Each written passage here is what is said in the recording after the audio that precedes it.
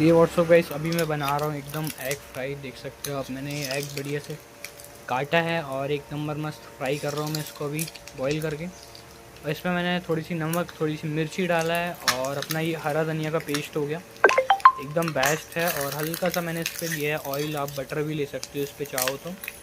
इसका टेस्ट एकदम भाई साहब एकदम मज़ा आ जाएगा, आप लोगों ने ट्राई किया होगा। तो ऐसी वीडियो देखने को चैनल को लाइक एंड शेयर सब्सक्राइब करें गाइस। मिलते हैं नेक्स्ट वीडियो में, अभी के लिए बस इतना ही, बाय बाय।